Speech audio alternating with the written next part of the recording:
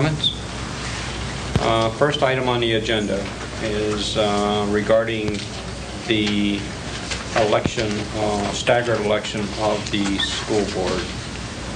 The issue came up at the last meeting when we changed the terms from 2 to 4 years for the rest of the elected officials.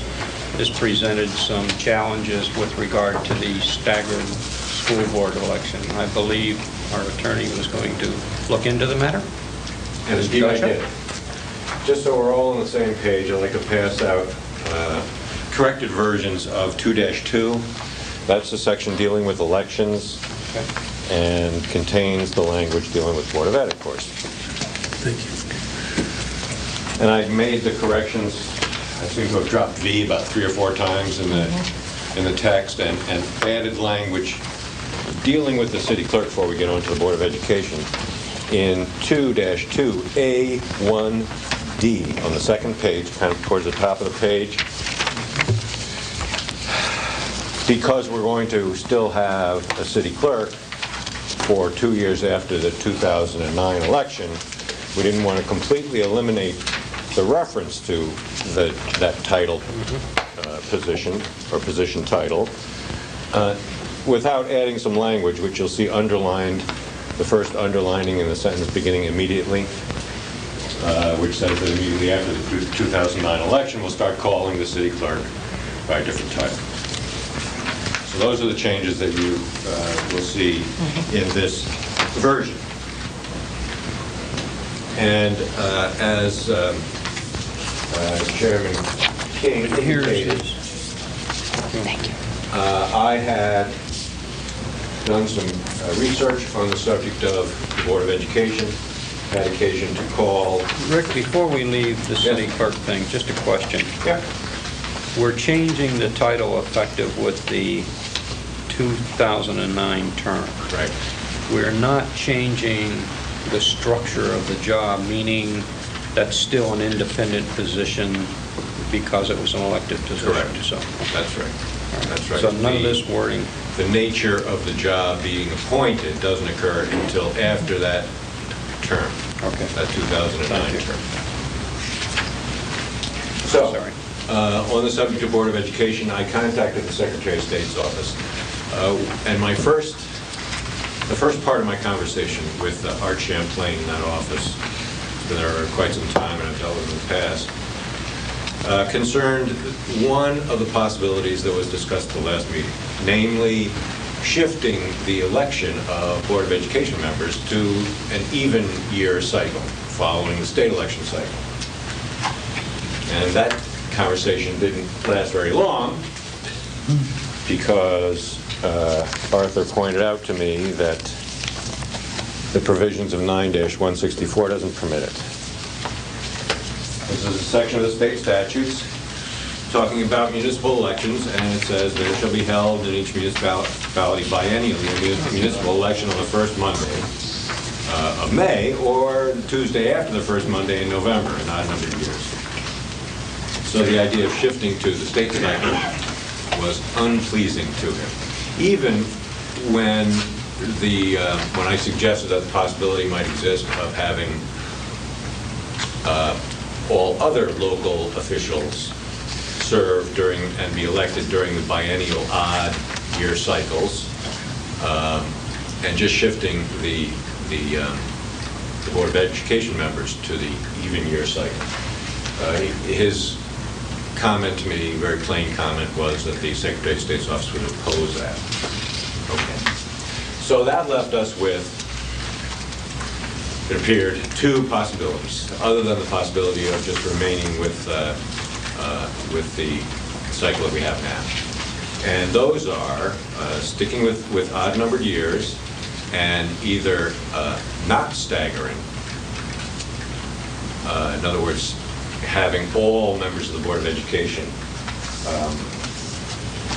elected at the same time, and that's a conversation perhaps we should have in greater detail, or going with a staggering and having some Board of Education members standing alone in an odd-numbered in an alternating odd-numbered year cycle. In other words, you'd stick with the 5-6 version that we have now, but during some years, only the Board of Education members would stand for election, and only a portion of them, 5 or 6, depending how we structure it. And to get back to the possibility of not staggering at all, Mr. Champlain indicated that this is what Hartford does now. In some odd-numbered years, only Board of Education members stand for election. I wanted to give you another section of the statutes. This is 9-206A, and this is a section that we appear to be under now. There are a variety of sections of the statutes dealing with boards of education, and all of them except for this one talk about boards consisting of either 3, 6, 9, or 12 members serving for either 2, 3, or 4 years. This is the only section that seems to contemplate a broader choice, for example, of 11 members. And the reason why I'm giving it to you is to show you the language. It's in, looks like the second sentence to me. Each such town may provide in an ordinance or charter provision for method of rotation.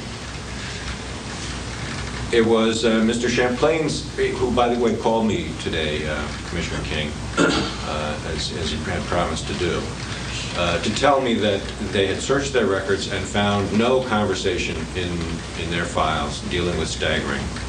And to share, although he hadn't done a search of legislative history, to indicate to me, as I already knew, that the language in that statute uses the permissive term may rather than the mandatory word shall. So it leaves open the possibility, should you choose to consider it, of not staggering, which would eliminate, which would be consistent with your 4-year concept and eliminate the possibility that in some years only Board of Education members would stand for election.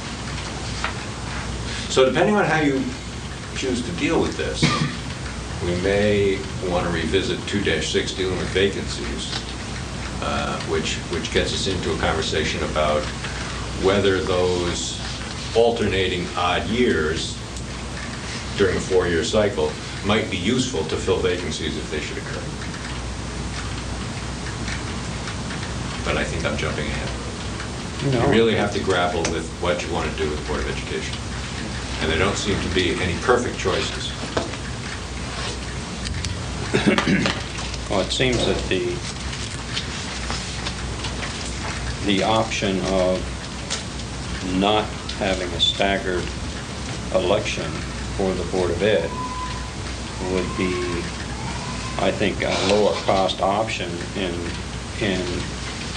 meet the requirements of having a municipal election. The question is, what is the rationale for the staggered election for the Board of Ed? Does anybody fill in the blanks? Bob, and I don't want to speak out of turn about this. The Board of Ed is a very specialized body. They spend a lot of time doing what they're doing. I think that there's a long learning curve for that type of body. I mean, there's a lot of institutional knowledge there, and I think the staggered term is there so we don't lose all those people at the same time, so that there's an overlap of knowledge. They do all sorts of different things. I mean, they're very active now in expulsion hearings where they weren't 20 years ago. They're very active in all sorts of different issues that impact a variety of rules, procedures, state law, federal law, Board of Education policy. And I think that we are not in a situation without having input from the Board of Education itself and maybe the school system to kind of tamper with that structure. I really feel strongly about that. I think the cost of doing that and not doing it right would be far greater than the cost of holding a municipal election for just 5 members in terms of mistakes that the city might make or just not having enough knowledge people on a board continuously. I'd really be reluctant to tamper with that. And I've never served on the board, I should say that, but that's just my observation. It's too bad our chairman isn't here for his 2 cents. Thank you. Anybody else? Thoughts? Ed? I'd have to concur with what Pete said. My years on the council, I was able to see that the Board of Ed members were really a group that, as he pointed out, they're dedicated, they're committed, and I think we'd be remiss if we were to tamper with something like that without having at least the benefit of their input. Mary? I agree. Paul? Yeah, I think that's the whole purpose of the staggered. I think that's pretty clear. Joan, you have a thought? No, I spent so much time online trying to figure out how other towns ran theirs, and some towns, like Stamford, has Board of Ed members elected for 3 years. Everybody else is a 4-year term. Board of Ed has 3-year terms. And I couldn't find anything in their website telling me how they managed this. But in another town's website, what they did was hold their elections, but the people didn't take office until the following year. So they were all elected at the same time, but some people had to wait until the following year to take office. So that's how they got around this staggered thing. Everybody ran at the same time, but some people's terms took office in an odd year, in the year after everybody else did. So they had. So they faced with this Yes. small number of people on an election year. But they were all, about half the size of our Board of Ed too. So. Well, I know the chairman's thought about having a municipal election with only 5 people on it. He found that troubling. I would tend to agree with the other comments of Peter and the rest of my colleagues that continuity on this board would seem to be the thing that we would want to continue with. The other option, as I said, the chairman is troubled by that. We also have a key member who is not with us tonight, who certainly has experience with the school system. I would suggest we just table this and pick this particular subject up at the next meeting when we have a full board. There are other options that can be pursued on this. One was brought up, and that is to roll back to a 2-year term. But I think that, we've already voted on that, and the majority went with the change. If that's to be brought up again, then I would suggest that we wait until the chairman is back in and we have a full board so that people can have a chance to vote on that. I have a suggestion. Sure. This is a unique body, the Charter Revision Commission. Mm-hmm. I have a view that it's designed for us to keep changing our mind as it goes along.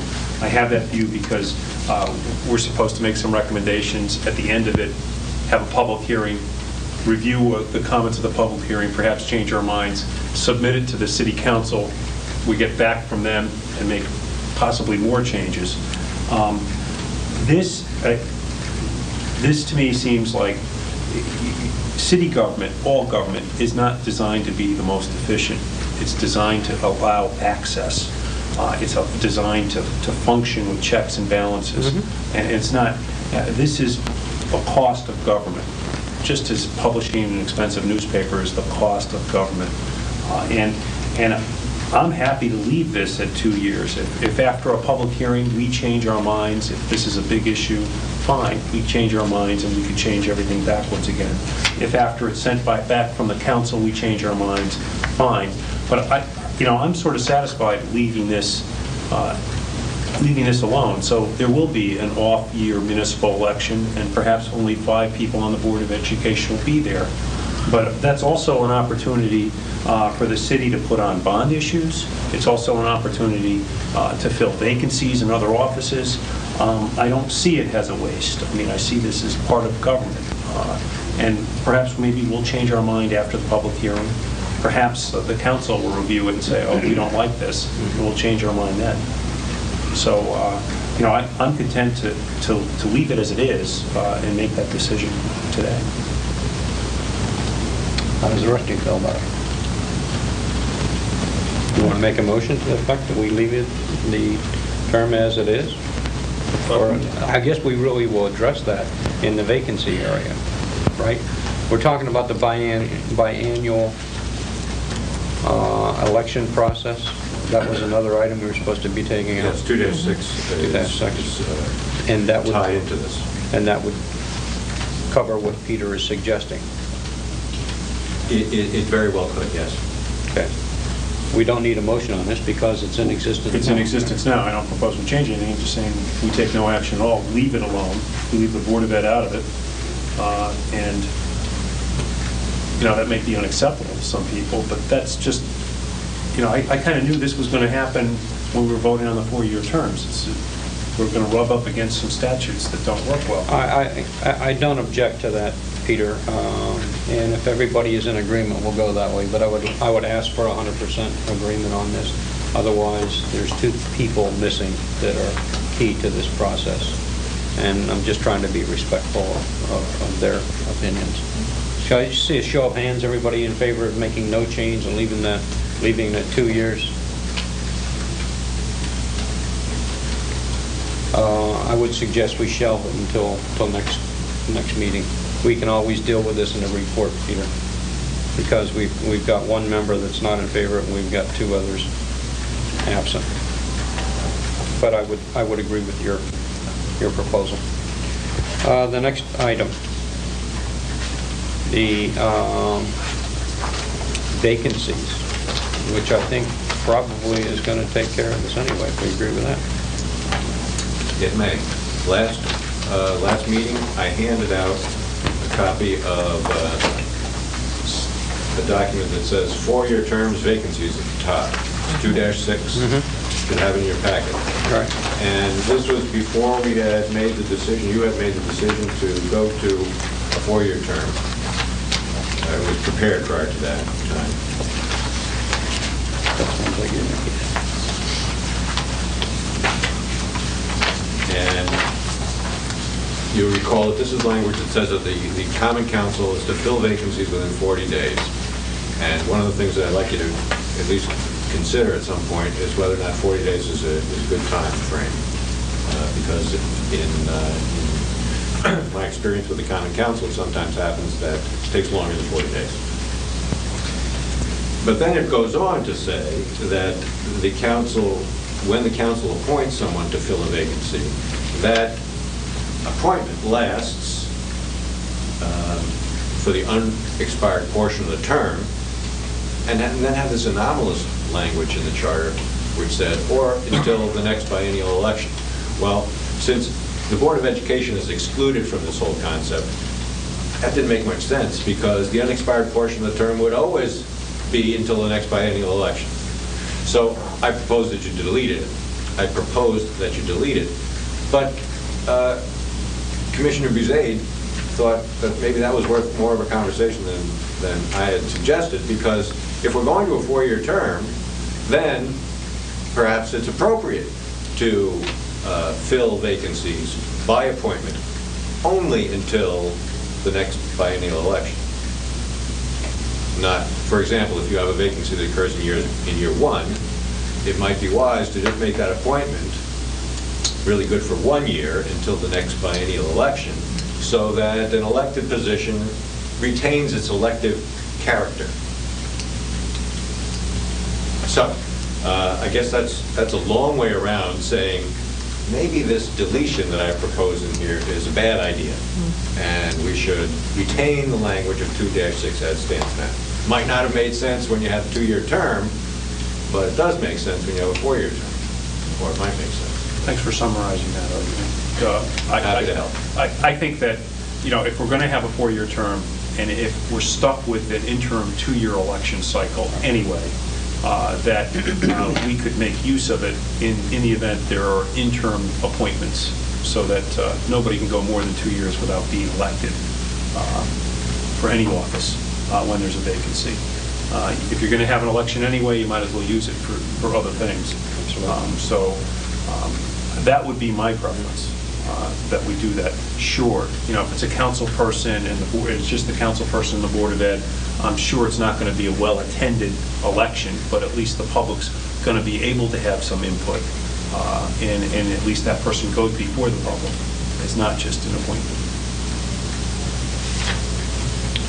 So, should we vote on, we've already voted this language in, right? No. No. Last time? No. No, We this we was tabled stuff it that on we my request. Tabled it, Right. okay. You're very wise, Peter. I don't know about that. So, we don't have to take any action on this one to keep it in? Well, wouldn't we still have to change the language? Only From whatever language we- cause shall be filled within, well, we talked about Oh, whether 40 days. 40 days, that we could And change we that. talked Have that about conversation. possibly being 60. By appointment by the common council, do we need to change that for the unexpired portion of the term? Well, it says for the unexpired portion of the term or until Or the next until. biennial municipal election. I think that what My point would be, Is the "or" saying it can be either way? Or Whichever is this sooner. "or" whichever meaning? sooner. whichever is earlier. Okay. Okay. So the only So debate we we would just have is leave whether it. to change, in my way of thinking, the only discussion we would have, if you agree with my view, would be whether it's 40 days, 50 days, or 60 days. And Mhm. it should be some period of time. I would think 40 days would be enough to take a poll and fill a vacancy normally. Isn't there, depends on when this vacancy would fall, whether or not it has to go before a common council, right? So if it fell in the middle of a month, they would have one meeting before they'd have to appoint it. Whereas if we extended it to 60 days, there would be 2 common council meetings that would come in front of it. I think that's why we decided to go with the 60. We talked about going to 60 because I don't think they usually fill them within, They do that. no. So, I have a question. The calendar days or business days? Good question. When not otherwise specified as calendar days. So we could change it to business days and do more. You know, Good.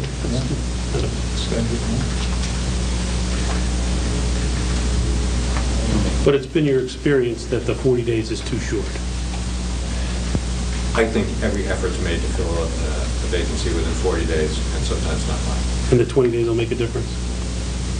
I think that gives them 2 council meetings. And that's It should be sufficient. I'm not guaranteeing, I don't think anybody can, No, and then- that it will work in every case, but it'd be better. To Mary's point, is the rest of the language in the charter refer to calendar days or business days?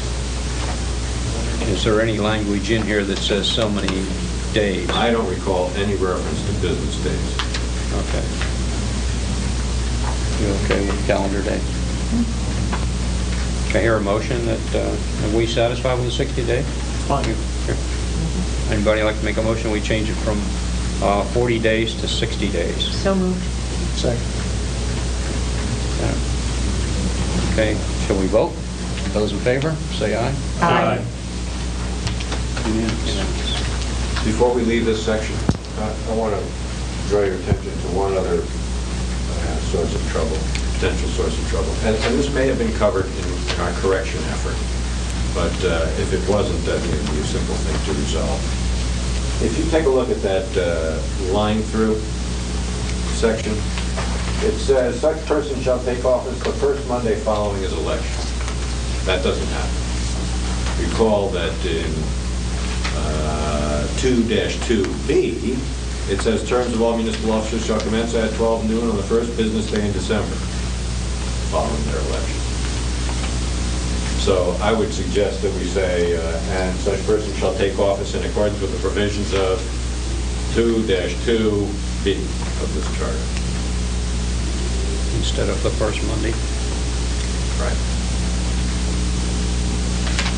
Or am I wrong here? No, I think you're right.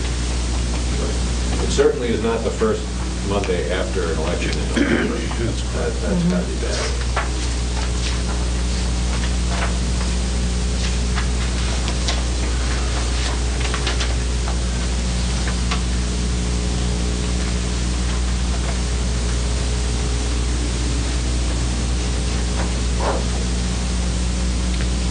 Are we leaving the rest of that language in? And just to clarify my own mind, this, that you have lined out, we're not taking that out. Right. So we need a motion to vote on that change. Okay. Yes. Motion to change the language. What is the specific language again, Rick? I want to see it written out, typed out, but I'm thinking what it should say is, and such person shall take office, that's already in there, in accordance with the provisions of Section 2-2B hereof. I just make sure Say that's that again, correct. in accordance with The provisions of Section 2-2B, that's capital B, hereof.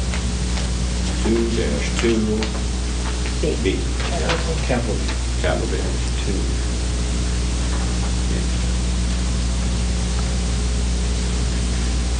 Is there any discussion? Change the language? You need a motion. Just a Oh, I thought you made a motion. A motion and a second. I'll second it. Okay. Any discussion? John? Anyone else? Everybody in favor? Aye. Opposed? Passed unanimously. We'll change that section. Great. That's all we have to do on 2-6. Yes, sir.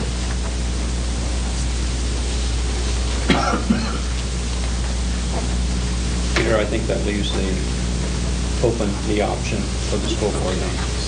Excuse me? I think that leaves the option for the school board that we were talking about earlier. That's correct.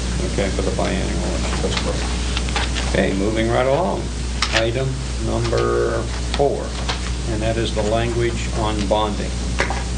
And Peter, I believe you and Rick were to reword the handout that was given to us last week. Yes.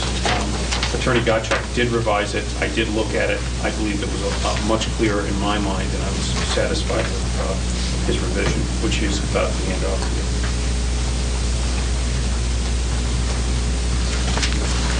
Not that there was anything wrong with the first language. No, I'm just kidding. This is much clearer. It was very clear. Pleased to report. Talk to me at 5. And you're going to get them. Got to get the extras. Okay, there you go. Thank you. Hold on, let me get mine.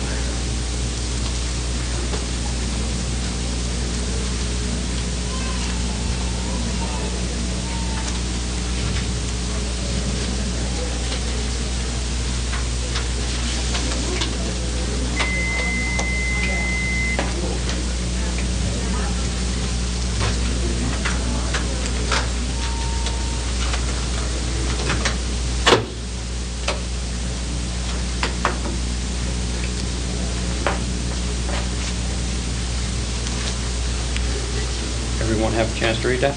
Yes. Change? Any discussion? I believe that this is much more specific and clearer in my mind and does what I think our intent was when we adopted those changes to this section. Anyone else? Do we need a motion to change the language? Can I hear a motion to accept the...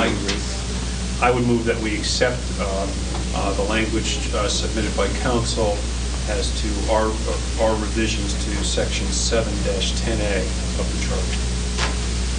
Second? Second. Okay, second. All in favor, say aye. Aye. So passed.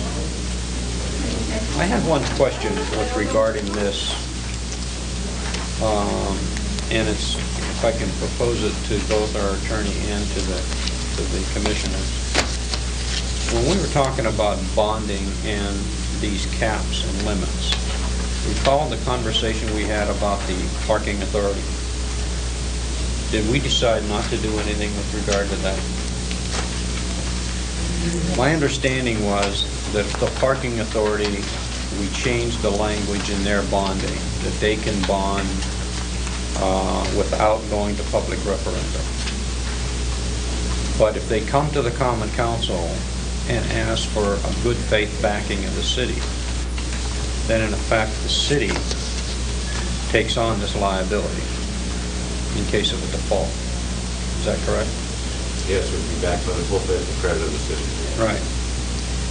Would that fall under the provision of this bonding cap then?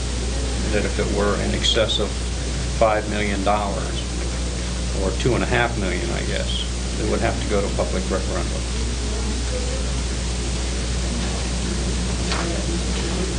It's an absolutely fair question.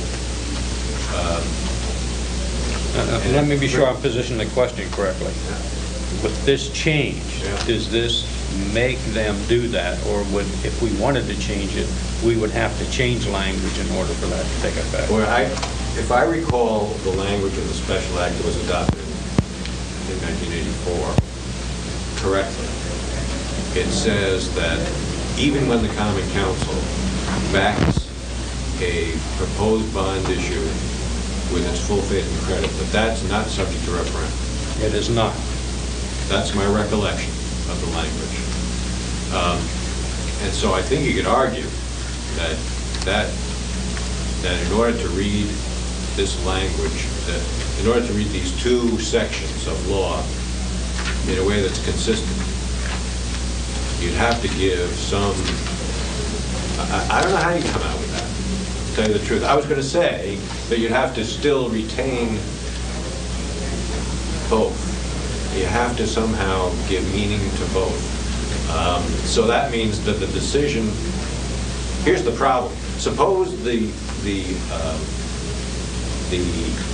borrowing proposed by the parking authority is the borrowing that triggers the $5 million. Exactly. That's exactly the point Commissioner King is making. Yeah, it doesn't matter whether it comes as the first $2.5 million, let's say, or the second That's $2.5 correct. million. I think know. that's his point. I got it, and I don't know what the answer to that is. So You know, by that's accepting the this... kind of question, you get 3 lawyers in a room, you get 5 answers. I didn't think it was that simple. Right. I don't know. It's a good question. I well- think you'd have to analyze the specific language of that special act. I think you really have to analyze the language of the proposed ordinance. Right. And this language in here. So I'm just wondering, when we set this, Peter, if in effect that trigger also applies to parking authority. And- Only when the council acts on the parking authority bonding. I don't think they normally do. Okay, you're right. Okay, if they ask for good faith backing. That's then- correct. It's then a it whole would. different thing. I mean, they don't normally do that. The parking authority issues their own. You just go out and bond. That's correct. Okay, so we're okay with this change that we made in 710, as long as the parking authority doesn't ask for good faith backing. And then if they do, then it would fall under the provision of this. I think if that should occur, the Corporation Counsel's Office will render an opinion about whether or not 7-10A is triggered. And sitting here tonight, I think it would be foolhardy to try and give you an answer. Because I don't know what it would be. I was just thought. I think you make a legitimate, straight-faced argument for both positions. And maybe that's the way it should be. Right, Peter? Thank you. Is there any other business to be discussed? A couple of handouts if you want. Wonderful. We always look forward to handouts. I know you do. 311. This is one you voted on last time, referendum percentage, so I wrote it up. Just so you have a copy in your file.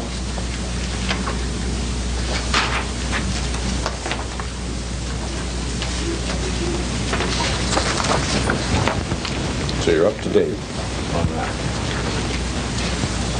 Going to have one more. Was reduced to 10%.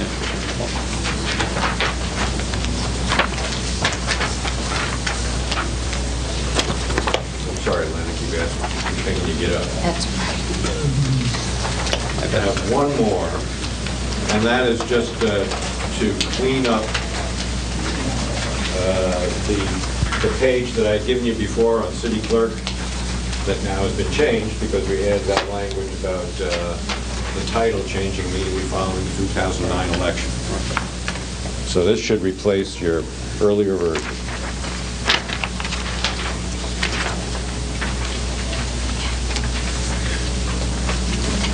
But it furnishes no business for you tonight. We already passed this. Correct. 311, so we don't have to vote on that, and we don't have to vote on this other one, right? That's correct. So we're all set. Is there any other business to be discussed for the commission? This is going to be the shortest meeting in So, history. well, before we adjourn, just so we're clear, we did pick a date for a proposed public hearing?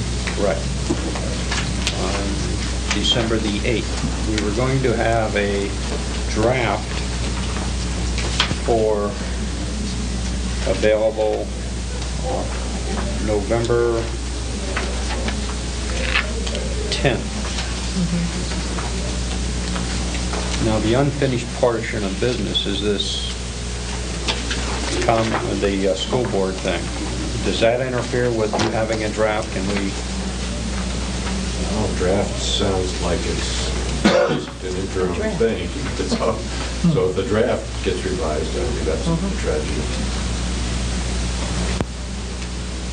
Okay. Can you state again when the draft is due? What's our next meeting? November the 10th. 10th. November 10th. That's when the draft was going to be due. Okay. And then we were going to have the public hearing on December the 8th, and then a final draft to be submitted to the Common Council on December the 29th. So our target date is December the 29th, really, to have the draft to the Common Council. If need be, as we discussed today, Rick, we can hold a special meeting if we have something that's needs to be resolved in the interim.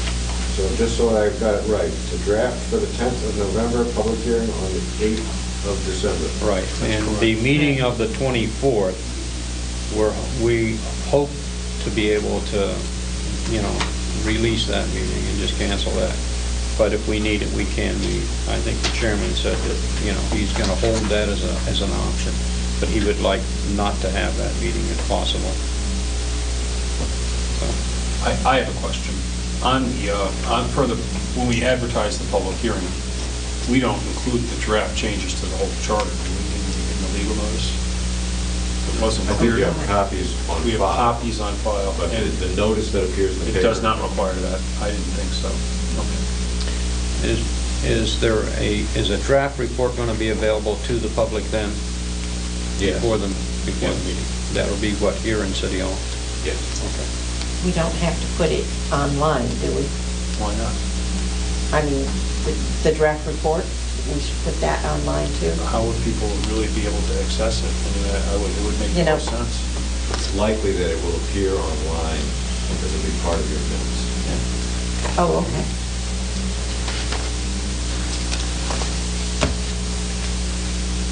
Okay. Any other business? Question? I just had one other question on the terms of office thing. When you talked to Secretary of State's office, did they mention any other towns or cities besides Hartford? No, I asked him specifically if he was telling me that all towns stagger, although there's no statutory authority for requiring it. And his answer was, that's correct. And the one that he thought was closest to the direction we appeared to be going was Hartford. Okay, because when I was going through all these cities and towns trying to find out if they did staggered elections, some apparently did, and others seemed like they just held their elections and did not stagger the terms. And I was just trying to find some specific examples. I didn't of ask how him to put it in writing. Okay. I didn't want to seem anything but appreciative. But what he indicated to me was that they would know, because people have to file their ballots. And he's been there a long time, and he asked the guy who's been there longer, and the answer he gave me was, yes, he'd know, and he was unaware of it.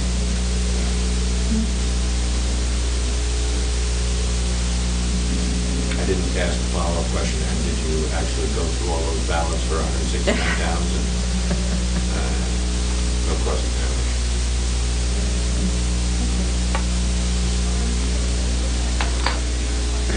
Well, I think, Joan, that it seems to make sense that we keep this language in the charter that allows for elections, 2 years. It Right, seems I was like just- five is troubling to folk, and it is to me too. But as Peter pointed out, keeping it open, because there could be bonding, could be other things, vacancies is certainly another issue we have to deal with. So maybe it may not be as bad a deal as we first thought. I mean, you certainly know the polls, you work the polls, and the logistics of holding an election for 5 people is not something that you would like to do, but there are the other options, I think, maybe are not palatable either. If there's no other business, do I hear a motion to adjourn? So moved. Seconded? Second. All in favor, say aye. Aye. Goodbye.